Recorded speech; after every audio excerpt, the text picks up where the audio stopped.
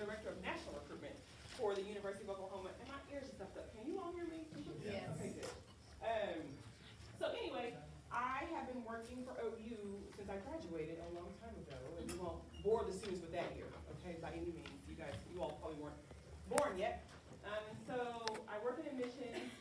I'm not a financial aid counselor, but working in admissions as long as I have, you kind of become a financial aid counselor. So I know a lot of things, and I hope to answer your questions proactively, and then we will leave some time for questions at the end. Are you all ready?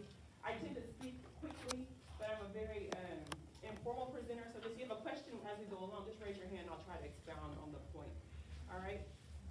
So, financial aid and scholarships. Before we get started, I want to make one question for you all. How many of you, this is your first child going through college process? Oh, I love the first timers. As the oldest in my family, my parents went to college, but they went to college when I was at the dark ages, right? So when I went, it was a hard road getting that first one out. And so you all who are the first kids and you have younger siblings, tell them they owe you a whole lot because you're paving that dirt road for them, all right? Okay, so a lot of you all are new to this process, and that's okay. Let me just say this. Aside from financial aid and scholarships, this process is one that you should attempt to enjoy, all right? Because this is the last time that if your child goes off to college, right? Or even if they choose to go to UNC down the street, that this will be the last time they live in your house, hopefully, right? So enjoy this process. It is rough, but know that your child, your student will end up in the place they're supposed to be, okay? So I know there is an air of feeling like there's pressure to get in, pressure to make everything work. That happens.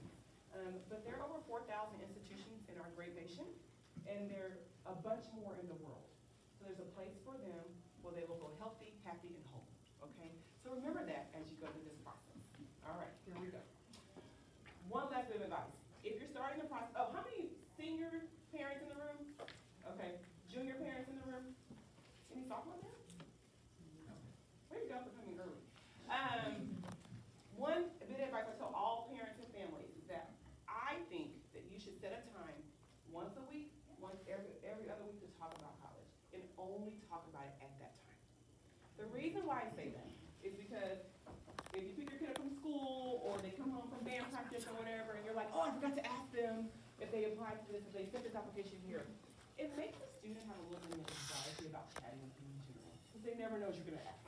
If you set a time Saturday morning, if you set a time Monday evenings during Monday Night Football, perfect. And you know that's the time you talk about college.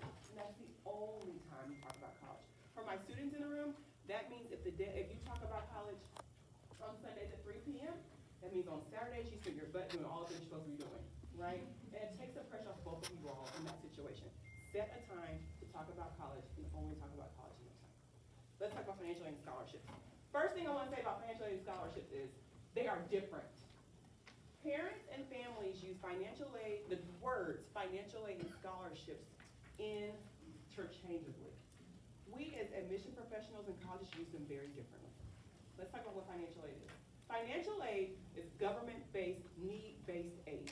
That's financial aid. That is solely what we're discussing. When a college admission person says financial aid. Scholarships, we are more than likely referring to merit-based awards. So academics, performance, things of that nature, sports, athletic awards, things of that nature. So we see them as very different things. So when you call us or you email us and say, hey, I'm looking at financial aid, and we're like, oh, okay, that's what we start using all these terms we talk about tonight. You're like, oh, but my kid is really smart, you know? So just use those words differently so that you start on the same foot when you're talking with admissions professionals. So let's go through that. I also want to know that I do work for OU. My ultimate goal is for us to meet our class every single year. However, I am doing this presentation not from the OU lens, of a general lens. If you have specific OU questions, I'm happy to chat with you afterwards.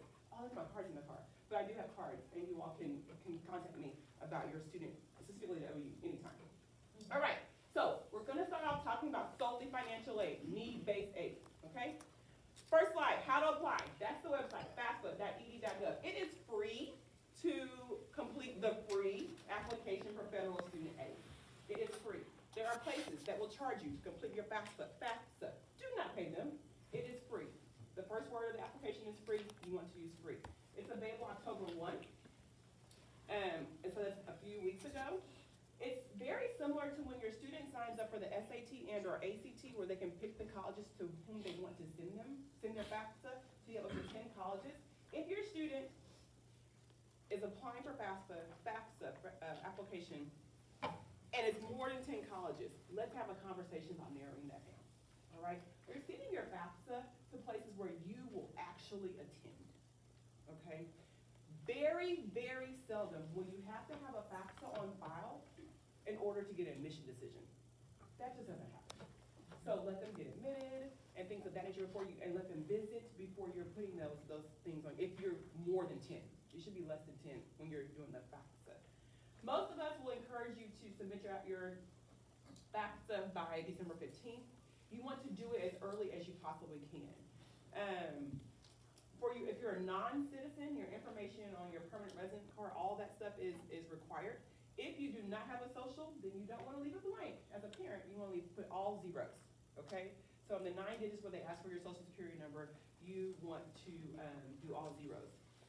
We will respond to your FAFSA with questions or with the financial aid package right now it's more the email, right? We are very comfortable emailing those, but we could send you a packet as well. So check those both regularly. Here's what you're gonna need in order to apply, if this is your first time. For those of you all who have students already that have gone through college, or you've done a FAFSA before, you create a FSA ID. That FSA ID for parents can be used for every single kid, all right? You don't change, your kid does, okay? Your student needs a financial student ID every single time. Each student needs one, but you as a parent only need one. For the sections are going to be demographics, your schools, all that information, your parent demographics, and your financial information form. Now, if this isn't your first kid, and many moons ago, you remember when we would the FAFSA would ask for your last year's tax return. So if your kid is going to school in fall 2023, we were asking for this year, like what's currently happening, their income information. Now, what happens, present day what happens, is that we ask for prior year. So when you're completing the FAFSA, you are going to input data from your tax returns that happened earlier this year in April, right? So that means, what year are we in, 2022? That means that you report your income, it will be income that you had in 2021. Does that make sense? Okay. Your question is, my income has drastically changed, and by drastically I mean in a reduction, right? If your income is increased, then you just won. Okay, good for you. But if your income is decreased, each school has a process for you to adjust your FAFSA information, right? We see this a lot, especially with COVID. A lot of some parents died or lost their jobs, and so what they were reporting in 2019 wasn't really what was happening in 2020 or 2021, and so they had to get it adjusted. You cannot adjust your tax information on the FAFSA. You cannot. You have to reach out to each individual school that you put on there, that you list, in order to adjust the tax information if it's different. Again, if you're making bukus more, don't tell them. I know you're recording this because you like blank that part out. Okay? But if you're making less, you're going to want to talk to each institution that you're sitting into when you want a financial aid package and say we need to adjust. Oftentimes, that process does not happen until April. She's handing out extra handouts if you need one. Go ahead and raise your hand for her, please. So you have to be patient with the schools when they are trying to adjust your FAFSA, because they oftentimes will not adjust it until they have packaged everybody and then go back and correct. Okay. The student information has to be on there too. Student, if they have some type of income, they have a job, that's going to be in there too. Okay. So once you send this off, you hit submit on your FAFSA. It goes to every school. Then the school will say, we'll send you an email probably and says, hey, we received your FAFSA. Okay. we're gonna process it and get back with you.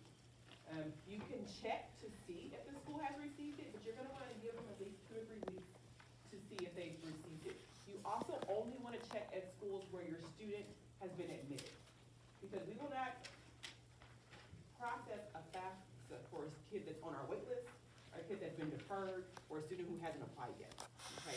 You will not be able to see a full financial picture until a student has been admitted to the institution, okay? Let's talk about what that financial picture looks like. Cost of attendance. How many know that tuition and fees, yeah? I have 2 daughters, so they both should do it, and then along with that, I have to do again. Twins?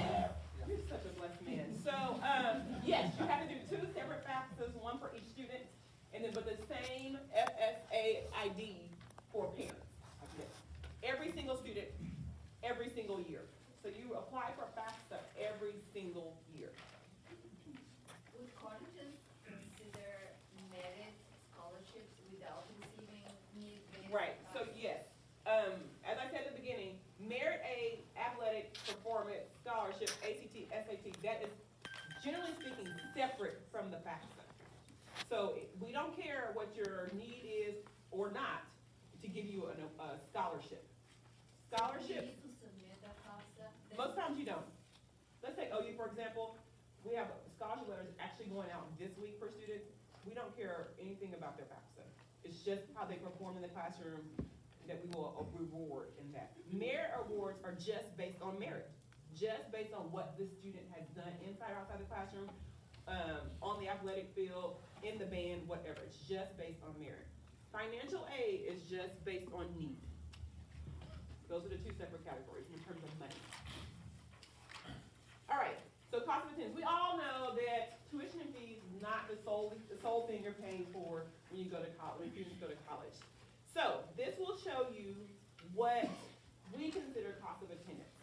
And it's very important that you compare apples to apples when you're talking to different colleges, right? So, for instance, if you get a brochure from OU, we will list our cost of attendance as the first 3 things in dark that you see.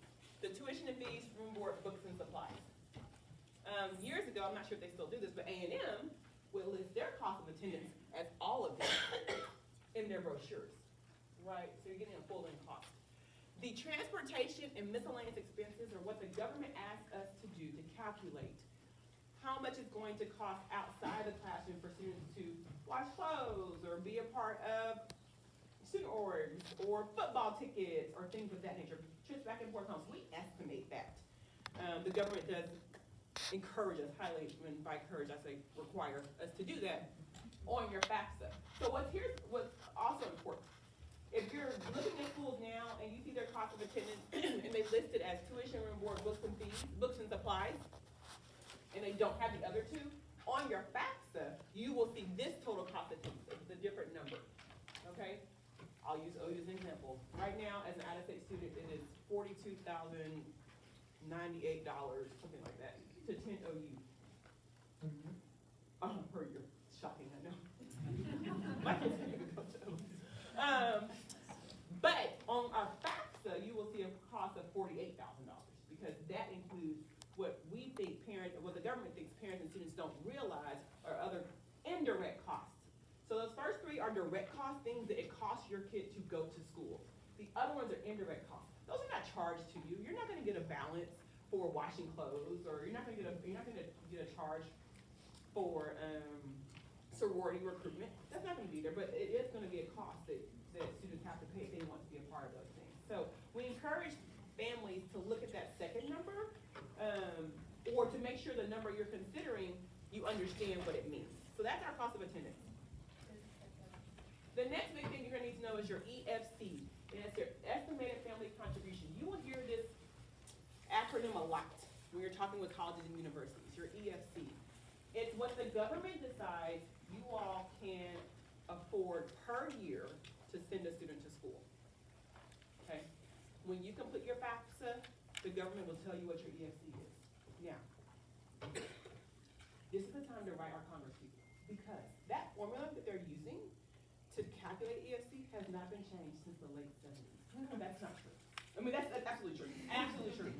The late 70s, it talks about on one-car families, right? How many of us are one-car families? On purpose, right? I mean, sometimes we're one-car families. That's great. But it doesn't take into account credit card debt. It doesn't take into account mortgages. It doesn't take into account those things. And you think I'm being funny in terms of writing your congressperson, but that is very true. They have not adjusted this for anything. And so, more than likely, what you will see is a number that you feel like you cannot pay. The bad thing about this number is that we as colleges cannot adjust it. Unless you have a special circumstances form that is showing a difference in income than what's reported to the IRS, we cannot adjust it. So when you call an institution, we understand that parents and families probably can't pay that, and we're trying to help meet the gap, but we can't change what the government says you can pay, all right, unfortunately. There's an election coming up, vote accordingly. Here we go. So your financial need will be cost of attendance minus estimated family contribution, and that's the number that colleges and universities want to zero out. That's our goal, is to get that number to zero. Yes, ma'am, in the back. So what are they calculating for student contribution? Is that the scholarships the student has? No, that's if they work. If a student works, that's a student contribution. Oftentimes it's zero. The other thing we get a lot from parents and families is them saying, well, I'm not gonna pay for my kid to go to college. So my income should not be counted in that. That's not what the government sees it. Okay? Again, we cannot adjust. And then what I often hear parents ask is, how can I make my student independent? Students can be independent if they have not been claiming the tax or anyone's taxes for the last 2 years. They can, it's really hard. All right, so it's really unfortunate when you see that number. For those of you all who have older students, you probably have been through this and know that that number seems incorrect, the EFs, the estimated family contribution. But our job is going to be trying to meet this financial need. Let's talk about how colleges and universities will meet that financial need. One of 3 ways. These are the only 3 ways that a school will try to meet the unmet need. So you also see the financial need called unmet need 2 on your financial aid notification or your financial aid award letter. You will see the unmet need number is also the same, it's interchangeable with this financial need. Okay, so we have free money, earned money, borrowed money. Those are the 3 ways that we will package you for financial aid. Here we go. Okay, free money equals scholarships, right? We'll talk about that in a second, or grants. Earned money is work study, where your student is working for a wage, an hourly wage, and then borrowed money, of course, will be loans. Okay, we're gonna talk about what all 3 of those look like. Free money, so we do term scholarships and financial aid separately. When a school sends you their financial aid notification, they will list all merit-based aid on there. Okay, so you'll see their academic scholarship and things of that nature. Generally speaking, I think most schools have made it a lot easier to apply for scholarships that are based through their institution, and it's usually with your application for admission, maybe some extra questions that students have to go through. I really think it's important that you as a parent are involved in that process, the application process, because you don't want them to miss key deadlines and things of that nature. But the student should really be steering. You should be a passenger, right? They should be driving this in terms of finding out what the deadline is, what I need to do for scholarships and things and all that jazz. So scholarships are through colleges and universities. They are obviously don't have to be repaid. Some questions you want to ask. Is this scholarship for 4 years? Right? You want to know that. Is there a GPA to maintain for these scholarships? Many academic awards do have a certain GPA standing you have to have. Will the scholarship increase if tuition increases? That's another question you need to ask when you're talking about scholarships. Students in the room. Well, hold on, we'll do it this way. Students in the room. So outside scholarships. There is a rumor, it's not a rumor, it's actually true. You hear this all the time, that millions of dollars in scholarships go unused every single year. Have you all heard that before? That's very true. That is an absolutely true statement. The caveat there is, it's not institutional money. Like OU isn't just hoarding millions of dollars and not giving it to students. That's not what's happening. We give out all of our money. It's these outside scholarships that go unused. And the reason why they go unused is because students don't apply for them. Period, the end of the story. So, this is my message to students in the room. So glad you all showed up tonight. You should be spending several hours a week looking for, applying to scholarships that you find. Ms. West, how do I find these scholarships? I'm so glad you asked. You want to use free search engines like FastWeb, and that's fast as in quick, and web as in spiderweb, fastweb.com. It's a free scholarship search. I don't like for students to pay for people to look for free money for them. That seems counterintuitive to me. But there is an app called Scully, SCHOLLY.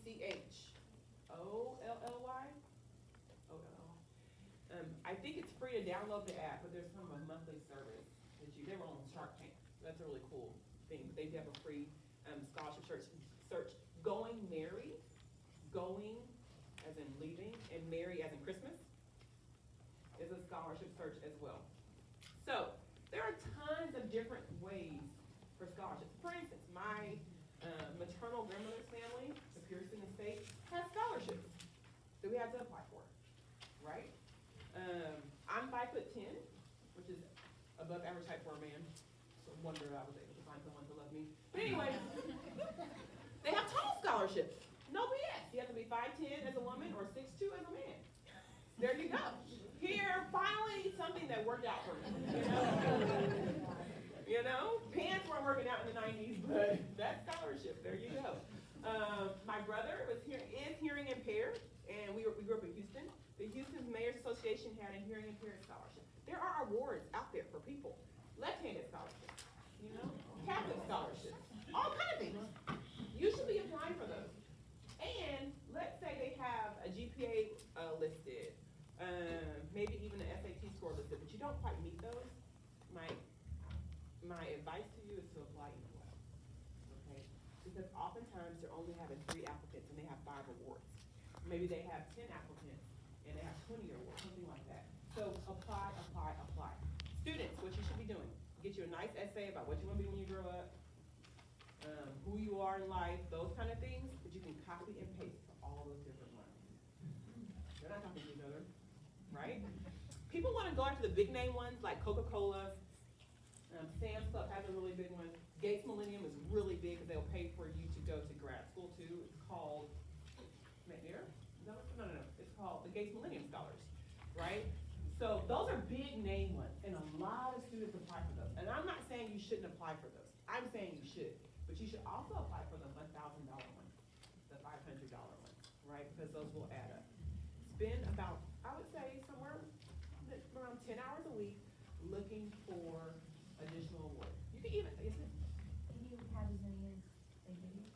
you can have as many as they give you. Her question is, can you have as many as they give you? Yes, you can. Now, what I will say, there are some institutions that will reduce your financial aid if you come with a whole bunch of scholarships. There are just some that will do that.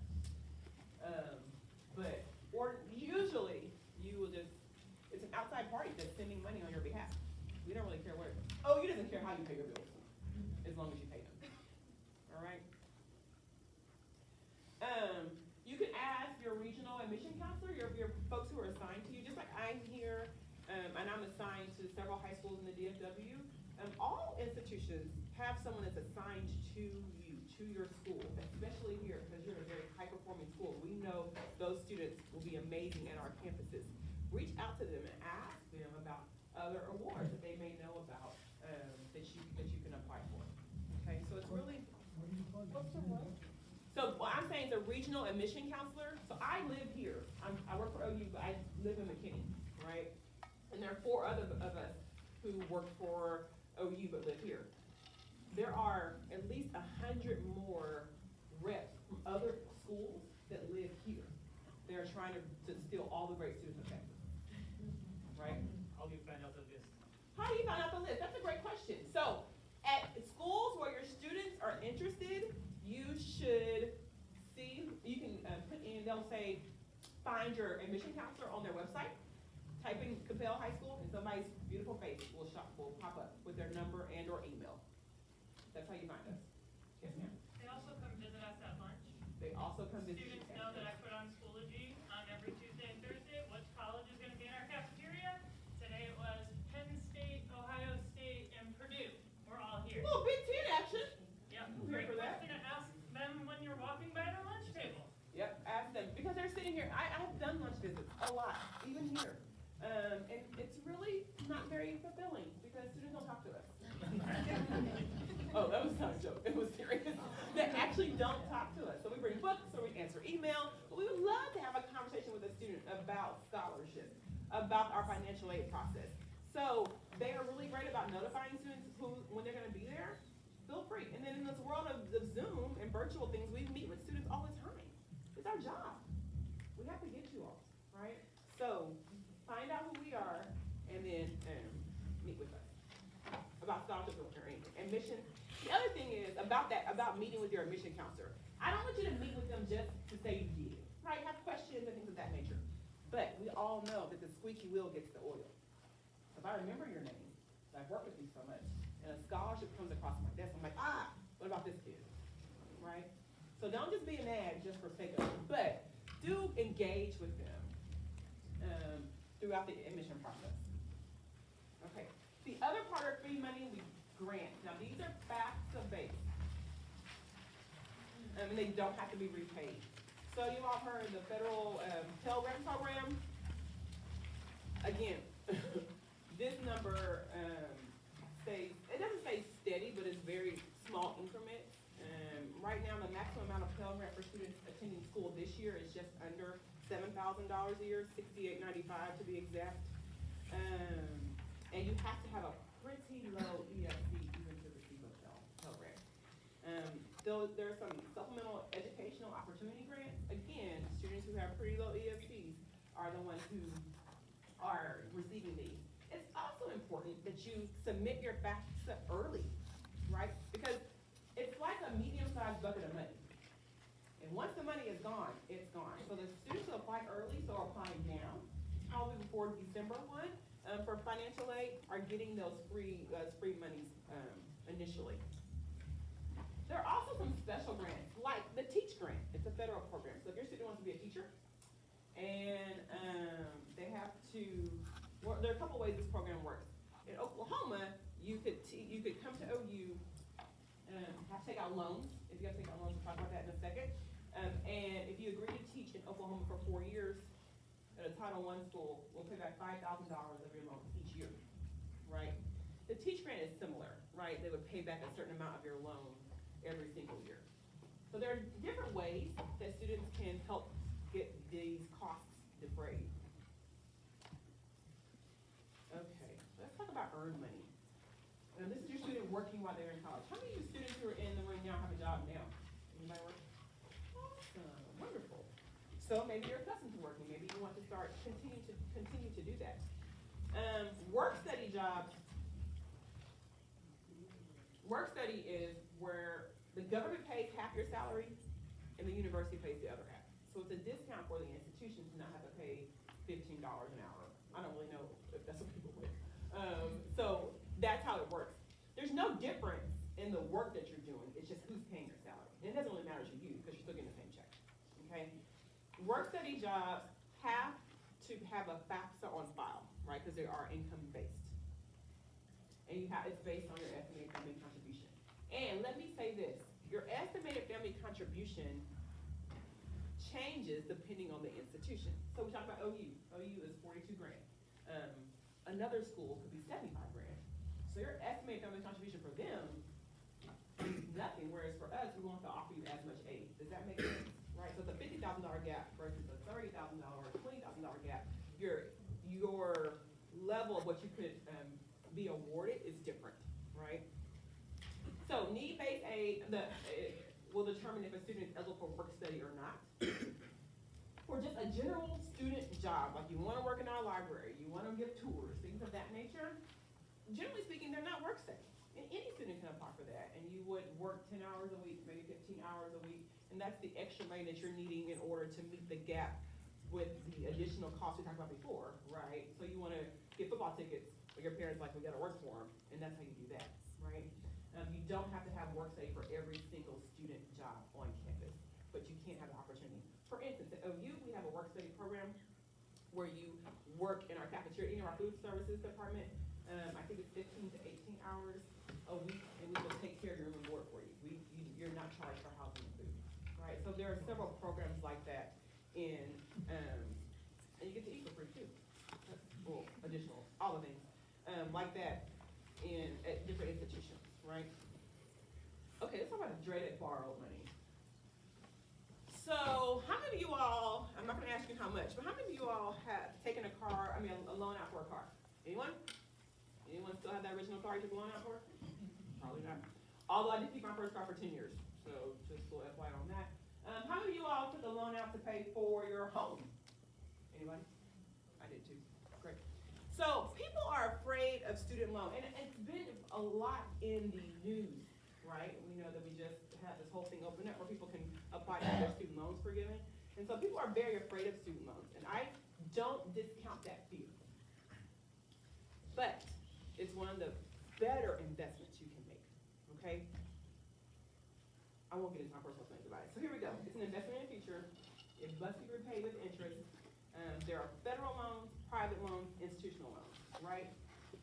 Our federal loans tend to have a little bit of a lower fixed rate and flexible repayment options where you don't start paying the interest in school, or you start paying 6 months to a year after you graduate and things of that nature, things that you won't find in outside loans. So we encourage students to use the federal loans that will be done through FAFSA. Let me say this, every single student, every single kid that applies for financial aid, on your award notification will have a loan option.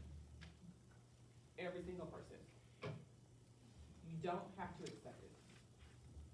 You put it on there, but you don't have to accept it. You can decline them all, okay? Here are the loans that we will offer you. A direct subsidized loan, right? It's subsidized because the Department of Education pays your interest while you're in school. That's why we call it subsidized. The amount of subsidized loan you get is based on the FAFSA, on your estimated family contribution. Right now, the interest rate the government uses is 4.99%. 4.99% right now. That's what Google told me today. I check it every single year just to make sure. And then we have unsubsidized loans that the borrower is responsible. The difference is they're responsible for all the interest. Those are at a higher rate, and higher than that, yeah. Be ready for this. 7.45%. 7.45%. Let me say this. The amount of loans students can get for their freshman year right now is $5,500 through a federal loan program. $5,500. $2,750 for the fall, $2,750 for the spring. It's the same amount for sophomore year as well, $5,500. And then it goes up for junior and senior year, I think it's $7,500 or $7,700 for junior and senior years. So is it the subsidized loan you're talking about or the? So, great question. His question was, is this for subsidized or unsubsidized loans? The total was $5,500. So oftentimes what we will see students have is like $3,000 in subsidized loans and $2,500 in unsubsidized. Students who are really high need sometimes have their whole thing subsidized. Sometimes. But you usually see some combination of both, okay, to equal $5,500. So you all's question is, how do we have a student loan debt crisis issue, right? It's because students go outside of the institution and borrow money to go to college. And that's okay, right? It happens to a lot of us. So let's talk about these outside loans. So the Federal Direct Plus loan, for those of you all who may have gone to college recently or have older siblings or older students that are going through, you would remember this as the Parent Plus loan, right? This allows the parent to borrow up to the full cost of attendance, minus any aid received. It is determined by your credit, right? And then the borrower is responsible for all interest. So only up to the full cost of attendance minus the aid. That current interest rate is 7.45% as well. All right. When you say the borrower, do you mean parents? I mean the parent. Co-signer? So what happens in that, his question is, when I say borrower, do I mean the parent? I mean the parent, the loan is in your name. Oftentimes what students do is have the parent borrow and then they're paying it back. It's however you all as a family want to do that. Questions about loans? Yes, sir. Did you say 5,500 as the loan? For these loans, so for any of the loans that are given, his question is, did I say 5,500? Any of the loans that are packaged through FAFSA that are federally backed, yes. They are 5,500 for the first year and second year. It goes up to 7,500, the third and fourth years. Is that what Biden's having, Forgiven? forgiven His it? question is that what Biden is having forgiven? Yes. Oh, okay. So it's a limited amount of funds that are Yeah. going to be forgiven. Well, it's like, I think they're gonna forgive up to, I think the max they will forgive right now is $20,000, right? And then, for people who make X number of dollars, and then 10 grand people who make more than that right now. That's not for the future, So, That's not for the future, and that's for right now. So I don't know what they're going to do 5 years from now when your student graduates. Have no clue. Another question in the back. So 5,500 is not enough, right, for 1 year? In general, no. Yeah. The question is, is 5,500 enough? No, but that's just loans. So that doesn't mean that your student doesn't have a really great academic scholarship, right? Plus a student loan, plus maybe a grant, or plus they're working. You bring up a great point. I think it's really important to know that the days of full rides are gone. Those are gone, right? We, as colleges and universities, expect some contribution from the student and or family. I'll use OU as another example. We love national merit students, right? Even they pay like 10 grand a year to come to OU if they don't have any other aid. I will get on my personal soapbox right now. The only people at large tier 1 institutions, Division I football, think those kind of things, your Tennessees, your OUs, your Bamas, that are going to school for free are athletes. That's it. And what does that say about our country when we put all of that stock in them? Right? That's my personal thing. I'll get off my soapbox now to let you know that you will rarely see a school offer you a full ride. When you hear that term, a lot of students are like, I got my tuition for free. Right? But you still gotta eat and sleep somewhere. And you still have fees. And you still have to buy books. Right? So you may have all your tuition paid for, and that's great. I'm not saying it's not. But I don't want you, a lot of parents will ask me, well, what does my student need to get a full ride? And I'm like, pick up a football. We buy our kids workbooks and footballs at our house. All right? Other questions about loans? All right, let's talk about this process. So here's how it's gonna work. You're going to complete your FAFSA eventually. Maybe you've already started. Sign it electronically. List up to 10 colleges, but you're really only gonna list like 5. Those are the ones you're really considering. Your FAFSA is processed. Generally speaking, it will take us like 2 to 3 weeks to get your FAFSA, and then a number of weeks to process it, because we are processing thousands upon thousands of them, and not just our entering students. We're processing our returning students as well. Your student will receive a student aid report. And the student aid report, the SAR, the student aid report is just saying, like, here's the EFC. It's time for me to stop. It is a summary of what's on your FAFSA. Okay, so you receive that, usually in their email, and then the colleges receive the information on the FAFSA. This is where, in step 3, if you made a mistake on your FAFSA, because students have listed wrong socials and things of that nature, this is where you call institutions and say, my information is wrong, how can I update it, all right? Sorry, you get one SAR, you get from each college, I saw before.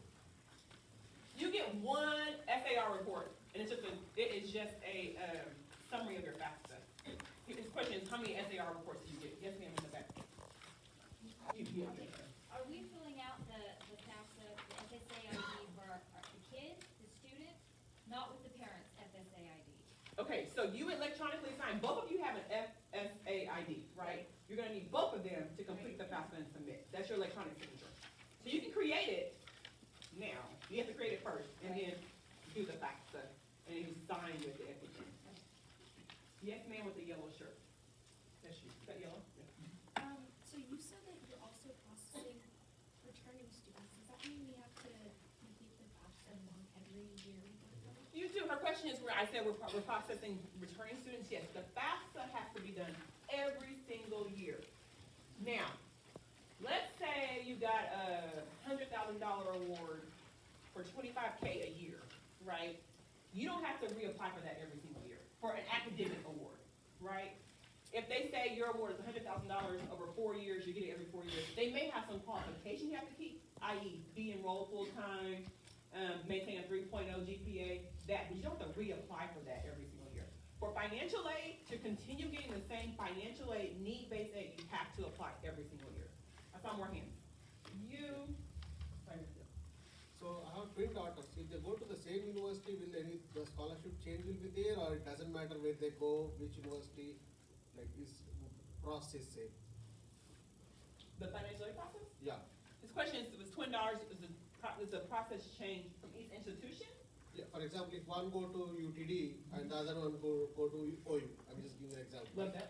So how does my process change? Like, Yeah, so schools, each institution will generally follow these things, generally, but their timelines can be different.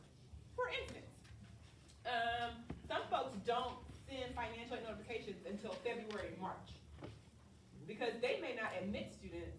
Let's take Texas, for example, right? So Texas, they have the University of Texas. They have the top 6% rule, or whatever that case may be, but everybody else is going through a holistic review, and they're deciding if you're gonna be admitted or not. So it takes them longer to do a FAFSA, because they haven't actually admitted a lot of kids yet. and Right. if they both go to the same university, does any better scholarship they get it, or they say I don't know if there is any difference like that. If they go to the same school, Yeah. it depends. I mean, some schools may have a twin scholarship. They're letting you know, OU does not. That's a question a lot. In the very, very back, then you. In the very, very back. So if we put in the application for FAFSA for say less than 10 colleges, and then we like, oh, we want to apply for this certain college too, can we go back? Go back and add. Her question is, can you go back and add? You can go back and add. The process is, I don't know that process very well, but you can, the answer is yes, you can go back and add. You in the kind of pink shirt. Yes, ma'am. Is that right? All right. I think I'm colorblind. So you're saying, I have two kids, so I need 3 logins to the website. Each kid and you. Okay. Not a login. It's just an identification so they know who you are when you log in. So it's not really, so it's I don't know if it's like an email that you log, whatever your login is, you're getting FSA IDs to electronically sign, and you each need one of those. It's like they both have 2 different CHS numbers. 2 different ID numbers. Student ID numbers. Yeah, but in order for you to create it, you have to have a login. How do you create that? Go to the FSA ID. So when you go into the FAFSA website, it will prompt you to do the login. And so you will go through and you will create your own one, and then your child will go through and create their own as they're doing the application process. And then you have to have your IDs in order to sign it. So on the SAR report, electronic one, the government comes up with that contribution, right? But how do they know that there are 2 applicants in the same family, because it's going to. Oh, that's a great question. I forgot this. His question is, when you do the FAFSA and you get your EFC, how do they know that there are two kids from the family, like the twins or people of the same, whatever? So, this is my favorite part of FAFSA. Sorry, I forgot it. The 2 things that drastically affect your estimated family contribution are the number of people in the household in college at the same time. So if you're going to college and things of that nature, yes, that counts, right? That will reduce the amount that the government thinks you can contribute. The other thing is the age of the parent, because the older you get, the less they think you can contribute to college because you're focusing on retirement, right? So then big props to me for having a kid at 38 and 40. Cheer for that. That's gonna be real helpful in about 18 years. So yes, those are the two things that will affect. They will know. They will know. Okay, you? Are there any circumstances in which it may be beneficial not to fill the FAFSA? I'm just kind of thinking in situations like if the kid is eligible for merit, would just doing a FAFSA that shows that you don't have financial need hurt their chances for the merit? Not for merit. Her question is, Or any other scholarship that could be available? her question is, will completing the FAFSA hurt your chances for additional awards? It will hurt your chances for need-based aid, yes, if you don't have any need. But mostly, for need-based aid, we're not gonna give it to a student who doesn't have a FAFSA on file. We can't take your word for it, right, that you have need. So if you don't file the FAFSA, you weren't gonna get a need-based aid anyway. If you do file the FAFSA and your student is gifted in the trombone, we're gonna want them regardless of their income, right? So it's a very few instances where the FAFSA hurts you in terms of merit award. They're gonna give it to you because your kid earned it, not because you don't have need. Your kid earned it. If your kid earns this, the audition has a great test score, has an amazing GPA, whatever is president of something, create their own business, you earn that. That has nothing to do with the fact that your parents earn a lot of money or they don't earn a lot of money. Okay, yes, sir, right here.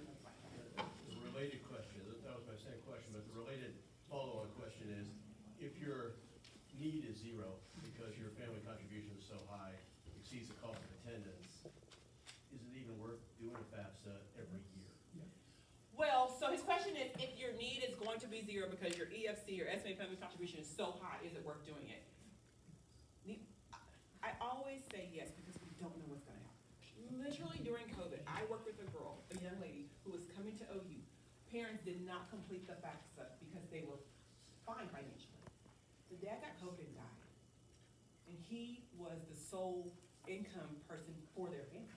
And at this point, he dies in like April, and school starts in August. And by the time she completes the FAFSA, there's no more free money, right? So I always say to do it as a safety net, right? It's not gonna take away your student's academic award, it's not gonna change that piece, but you just don't know what's gonna happen. It's free to do, it doesn't take that long, so do it. I saw other So hands is up. there a criteria, eligibility for that, to get that financial aid, like you have to be below this or something, is there a criteria? I think that most schools have a certain EFC that they work within in order to give you more aid. Now, let me say this, the federal government has an estimated family contribution cutoff for Pell Grants and state grants. And it's really low. I don't know the exact number, but, and it's what's the word I'm looking for? It's graded, right? So if you're at zero estimated family contribution, you get full Pell, but if you have like $2,000, you get less. And it depends, but it's really, really low. Okay, you want to bear right back. So on the FAFSA application, is there a place where you have to specify how much grants you are awarded for outside of the year? His question is, on FAFSA, do you have to specify outside awards? Nope, you don't. Yes, sir, in the tan jacket. Yeah. So, for example, my brother is currently in college, and you said that based on the number of people that are currently attending college, my financial aid, that would affect both of us, right? Not It just does. one. And that'll happen when he files later in the year. Yeah, well, he can file now. Everybody can file October 1st. FAFSA opens for everybody for October 1st, and then it's for the next academic year. So what's gonna change when you have 2 kids in college, or if you're in college too, is your estimated family contribution will change. And that, in and of itself, should change the amount of aid that an institution offers you. You have a question? Yes, so, it says college communicates with students and missing documents to submit, so if, even though the student is not admitted, step 4 and step 5 will still happen? No. So a college will not communicate with you. Her question is, will step 4 and step 5 happen if a student is not admitted? No. We will not do step 4, 5, or 6 if the student is not admitted to our institution. So this happens after? After admission. After the admission, okay. So approximately what time? let me walk you through his question is what's the time frame that happening? So let's take a student who's applied to OU. Hope there's one in the room. Don't have to self-identify. But a student applies September 1 to OU, gets in October 1, also submits the FAFSA on October 15th. By December 15th, they receive a financial aid notification from us. Let's take a highly selective institution that you applied by October 1st, because you're trying to meet their early action deadline. You also do your FAFSA at the same time, but they don't release admission decisions until January 15th. So you're not gonna get a FAFSA for at least a month after that. It's what you hear in college admissions and financial aid, it depends. It totally depends on what the institution is. But you cannot expect a FAFSA, an award package from a school unless you've been admitted. Okay, I have a lot more questions. Let me hands up. Blue. I had a follow-up question to his, there are like two kids are in college, and one is in undergrad and the other one is in graduate studies. So how does that or will that affect? Because we are still supporting or want to support both of the kids, and do they consider that? Her question is, you got one in graduate school, one in undergrad. Does that count? I don't know, but my gut is that they're still a dependent. That counts. That's my gut. I don't know. Because I mostly just deal with undergraduate students. Somebody heard you. Part 29 plan, do you have to report those on FAFSA? Her question is your 529 plan, do you have to report those on the FAFSA? Yes. You do. The government wants to know all your business. Yes, you do. Let's go with you in the black shirt. So, let's say, we don't qualify for the financial aid, right? Mhm. Do we need to submit that for any other reason, like for loan or anything else? You have to, if you want a federally backed loan, we talked about before, you want one of these, you gotta submit a FAFSA. So we may not qualify for the, Grants, you might not qualify for grants, but if you want a loan that's federally backed at the 4.99%, then you wanna submit a FAFSA. That's only the FAFSA. FAFSA can be shared up to 10 colleges, right? Up to 10. So what if it applies for more than 10 colleges? So her question is, what if your kid's applying to more than 10? My thought is, when you're doing the FAFSA, it's something where you really think you're going to go. I always encourage students that you can apply to 10, but you're probably actually only considering 5 to 7. The ones that you visited, the ones that love you and you love them, you felt some kind of connection to them, those are the ones that should go on your FAFSA, not just every single place you apply to. When students apply to more than 10, they're not really wanting to go to all 10. So they should only be doing the FAFSA for the ones that they really, really can see themselves on that campus. It's not just a bragging right kind of thing, right? Because $50 per thing, that's a lot of money. All right, you, sir. So right here you're saying is FAFSA's only a money thing, not a admission thing. Not an admission thing, it's only money. Okay. So nobody looks down on if you didn't apply for one. No. We don't care if you don't apply for one. But we make an assumption that you have ability to pay when you don't apply for FAFSA. There is an assumption made on colleges and institutions. And his question, I'm sorry, I didn't repeat the question. The question was, FAFSA is only a money thing. That is true. It has nothing to do with admission. But there is an assumption made on colleges and universities' parts for families who don't submit the FAFSA that they have ability to pay. Yes, sir, can check it. So say the schools I'm applying to that I list on FAFSA, that I list on FAFSA, right? They don't release their decisions until like January or February, and then I don't get admitted to the schools, right? At that point, I would need to change the schools on my FAFSA. So how does that work if the money's already been sent out? A lot of the packages have already been sent out. Let me just make sure I understand. You're saying that you listed 10 schools, you're gonna list 10 schools on your FAFSA, but you don't get in any of them, and now you have to like figure out a plan. Well, it's like say it was like 5 schools and I don't get into those. And then you have 5 more schools you wanna consider. Yes, but like at that point, that would also already be past like February or March. So you said just talk about some medium-sized bucket of money. Is that for like the federal loans or for the? So So those are for like like the SELG grant on your page, supplemental education opportunity grant, like those have a limited number of funds. Pell Grant, everybody can get who qualifies, right? So in that sense, the other schools, if you're listing more, if you have more than 10, then yes, you're kind of behind the 8 ball in those other 5 that you didn't list, right? That's true. That's true. But if you're applying to 10 schools, you probably can get into all 10, and then I think you'll be fine. Is the FAFSA different? Yes. Her question is about FAFSA. It is different. It is just for Texas schools. I'm not as familiar because I don't work for a Texas school. But do you want to talk about FAFSA? No, the FAFSA is, so the FAFSA doesn't give you loans like FAFSA does. It will just give the college a snapshot of your finances so that they can determine how much money they should give you in grants or something like that. There's no subsidized, unsubsidized loans attached. It's just for Texas schools. I have one in the very back of the structure. And you don't do both? Like if you fill out the FAFSA, you don't do the TAFSA? Yeah. If you are not eligible to fill out the FAFSA and you're looking at Texas schools, then you would look at the TAFSA. Is there a magic number that tells you about your income that you can get anything or you won't get anything? Is there a magic number that will tell you about your income? Yeah, I mean there is a certain number. I'm sorry for not looking that up. There's a certain number that your EFC won't get you. Like you won't get Pell Grants if your EFC is like over 12 grand. That's a true statement. But based on institution, no. I mean, there may be one for each institution, but there's not a national number that says, okay, if your SA family contribution is over 35 grand, then you're not getting any aid from anybody. No.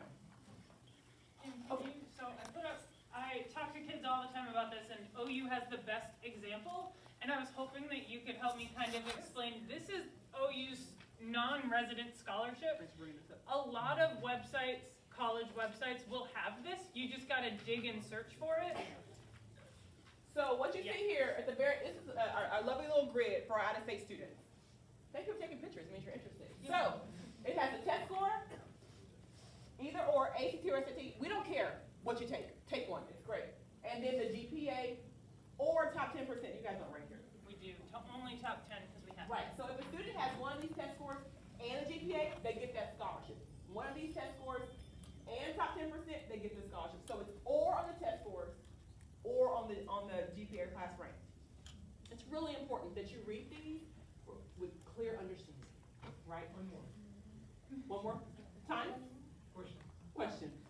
The OU cost that you were mentioning around 42 or 47, that is for out-of-state students? That's out of state. This question is the prices I quoted earlier. Yes, that's for out-of-state students. These numbers here, the $7,000, $8,000, all the way up to $15,000 a year, go straight towards the out-of-state tuition. For OU, the difference between out-of-state and in-state is just over $16,000. It's like $16,157, right? Is the difference every year. These will go straight towards the out-of-state tuition. So I oftentimes get asked, do you waive? We don't waive. We do not just, there's no blanket like here, go to OU as an Oklahoma resident. No. But these will take you close to almost, a little over 90% of the out-of-state costs. And many of our institutions like Arkansas, OSU, all those kind of surrounding states, you will often hear them say they don't waive, but they do this. Alabama is another one that offers really good scholarships to help bring down that cost. This is unweighted 4.0 GPA, sorry. Unweighted 4. Let's make a note about the unweighted piece. So, we get your wonderful transcript from Capel. Great. We will recalculate every GPA from any high school in the country. And what we do is we make our own 4.0 scale where a 90 to 100 is an A, 80 to 89 is a B, those kind of things. We will calculate GPA. We also will calculate a weighted, or what we call a scholarship GPA, where we do back in give you extra, we count the number of APs and pre-AP students have taken and give them extra weight in their GPA. So you will have 2 GPAs with OU specifically. I cannot speak for other institutions. That we will have an unweighted and a scholarship. If either one, for us, is above a 3.5, you will get the scholarship. Either one. We also have remain test optional. So you'll see down here, the test optional ones aren't as cut and dry because we are a holistic review in that situation. We want to make sure that we are looking at the student completely. However, if your student has like a 28 or above on the ACT or the 1300 on SAT, these awards are more lucrative than our test optional, just the 28 and above. Yes, sir. Running into universities that are asking for something called a CSS profile. Oh, yes. Would you like to address that? I will address the CSS profile. The CSS profile, private school? Correct. Private Oh, school. sure, Yes, they're private schools that ask for the CSS profile. A school will ask you to complete it. It is a little more invasive, right? Think of a doctor's exam or like a root canal. With laughing gas, of course. That you will, it takes into consideration your mortgage and if you have an ailing parent living. It's a little more just in your business than a FAFSA is, right? And only think schools like Austin College, right, that will ask for those, and they will do a financial package for you based on CSS profile. Why do I have to pay for that privilege? Because College Board likes to make money. She is absolutely right. College Board? Yeah, don't get me started on College Board. So yes, and it's not free. The CSS profile is not free. No. So, there were talks about, multiple kids going to college at the same time, for benefits to some watch out. Isn't this last year to do that? Next year, I heard that you won't have that kind of benefit. On the FAFSA? Right. He said that he heard that next year there's no benefit for having multiple kids in college. I have not heard that yet. I think that would be wrong of the government to do, and you should definitely write your comments with that. All right, you have a question? Does the OU consider as reciprocal state? Her question is, does OU consider Texas a reciprocal state? We do not. Any student that graduates from high school outside the state of Oklahoma is an out-of-state student. Period, the end. Your next question might be, how do I become a resident of the state of Oklahoma? It's very difficult. You have to live in Oklahoma for 1 year without taking classes at any institution. I don't even care if it's community college. OSU, OU, doesn't matter. You can't take classes in college, live there for a year, and then we'll let you be a resident. Last question. Last question. So December 15th is the deadline. Is the deadline separate for each colleges or is it just the general? Yeah, that's just a general deadline that I think a lot of colleges will operate on. If you're dealing with a school who doesn't release decisions until later, like admission decisions, then you probably can fudge on that. I would say, his question is December 15th, that's the deadline for everybody. It's not a national deadline. It's just something that I think parents and students could abide by to have everything kind of taken care of. But you would talk to an institution if they have a later deadline or an earlier deadline. What I like to tell parents and students is that if students are applying pre-November 1st, right, then at Thanksgiving, people are asking, what are you doing for next year? You're like, I've been admitted to these schools. And then December, you would normally have a financial package by then, or at least you can say, at Christmas, we're finished with everything we have to do. We're waiting on schools to get back to us. Okay? I will stick around to answer individual questions. Thank you all so much for being engaged.